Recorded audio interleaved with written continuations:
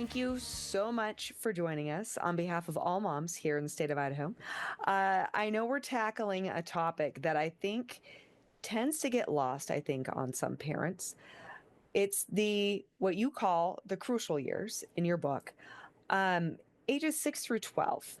Let's talk about why those years are so important. I'm so happy to talk about the crucial years because, like you said, in the field of psychology, we do refer to them sometimes as the forgotten years. And really, that's because they're sort of like tweens, right? They're sandwiched in between the toddlers and the teens. And what happens to lots of things in the middle is they get lost.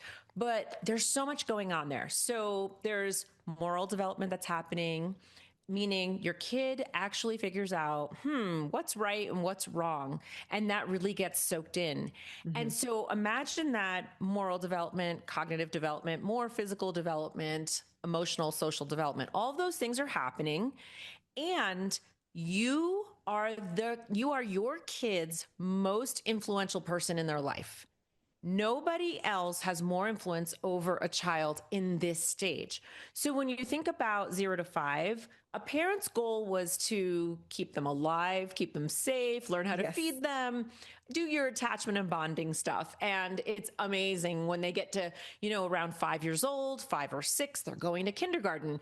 And what happens is you kind of go, we did it, right? And in that case, moms might go back to work. They might start their side hustle. They might have another baby at home.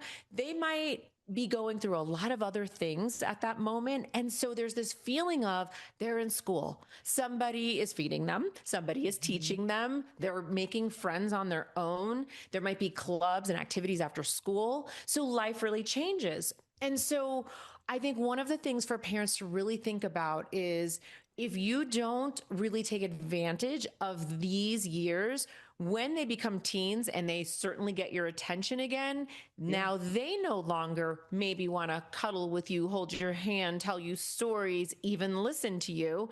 Their friends become more important. And all of a sudden you're like, wait a second, I have so much that I need to teach you and reinforce into you. But really in those adolescent years, for some kids, for many kids, it really is, a missed opportunity because they've moved on and they want to know what their friends think and what people on social media think about things, not so much about what mom and dad think. Puberty is happening at earlier ages. I was going to ask you about that.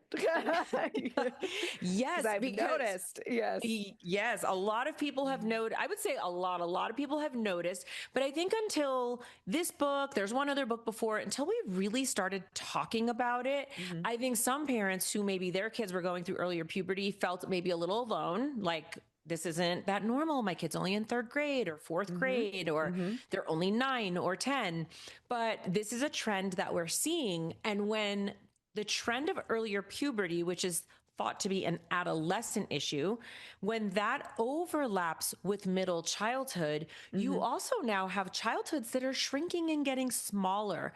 Because as soon as that sexual development starts, which really starts up in the brain, and then it becomes physical, when that starts, all of a sudden they've got that roller coaster of emotions, and one day they want to play and the next day they feel too cool for that, and one day they want to wear makeup and the next day they want to cuddle with you and watch a movie.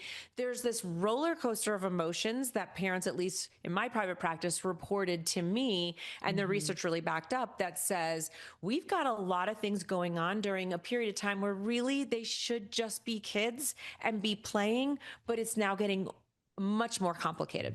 How do we need to show up then for our kids when there's kind of this, I want to say, new world in parenting? One of the things I like to say is there is one thing that has remained the same. Okay. That, any generation can relate to, which is curiosity. Kids are very curious, always have been, probably always will be, particularly during this stage, right? Think about the stage they just got out of. They were really curious, but a lot of that was with their hands and touching and putting things in their mouth. And now they've got all these words and they've got this booming cognitive development going on. So they're curious. So when they have a question, if we're not there to answer it, they are going to go online. They are going to find the answer, just like we did. We had questions too, particularly when we were going through puberty.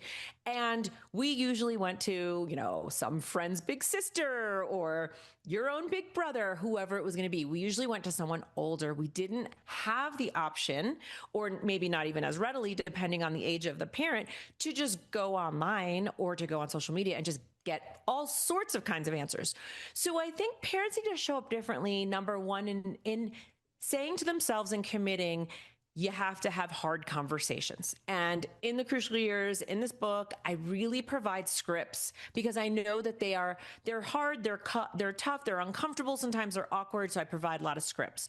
So number one, you've got to do a lot more open talking than maybe even parents in the past had.